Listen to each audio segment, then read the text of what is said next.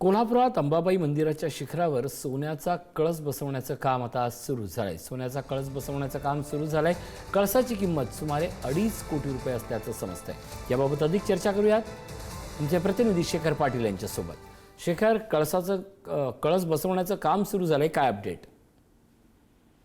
बरोबर आहे, आपण ही एक्सक्लुझिव्हली दृश्य जी आहेत ती पुढारी न्यूज वरतीच पाहतोय।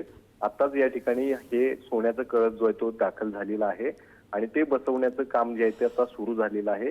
करवीर निवासिनी आई अंबाबाई मंदिरातील जो जुना कळस आहे तो आता प्रदर्शन म्हणून त्या ठिकाणी भाविकांना दर्शन घेता यावं त्याचं सुद्धा, यासाठी भविष्यात तो देखील कुठेतरी याच परिसरामध्ये ठेवण्याचं नियोजन जे आहे ते पश्चिम महाराष्ट्र देवस्थान समितीचं आहे। आणि आता आपण बघतोय हा सोन्याचा कळस ज्याची किंमत जवळपास 2.5 कोटी रुपये इतकी आहे, तो कळस बसवण्याचं काम जे आहे ते अंबाबाई मंदिरामध्ये सुरू झालेलं आहे आणि त्याचीही आपण दृश्य पाहतोय।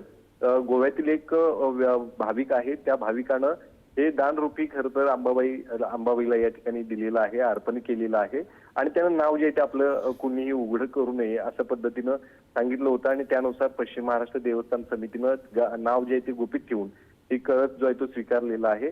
आताच काही वेळापूर्वी हा कळस जो आहे तो दाखल झालेला असून या ठिकाणी तो बसवण्याचं काम जे आहे ते सुरू झालेलं आहे। पश्चिम महाराष्ट्र देवस्थान समितीचे सगळेच अधिकारी कर्मचारी जे आहेत ते या ठिकाणी कामामध्ये व्यस्त देखील असताना पाहायला मिळतात। आता हे काम चालू झालं असलं तरी मध्यरात्री 3 वाजेपर्यंत हे बसवण्याचं काम जे ते संपणार आहे आणि त्यानंतर आपल्याला या कळसाचं दर्शन जे ते घेता येणार आहे। अनेक भाविक जे ते दर्शन जर गर्दी असेल तर कळसाचं दर्शन घेऊन त्या ठिकाणी माघारी जात असतात किंवा मुखदर्शन घेत असतात आणि त्याच आता दर्शनासाठी हा सोन्याचा कळस जो आहे तो भाविकांसाठी असणार आहे।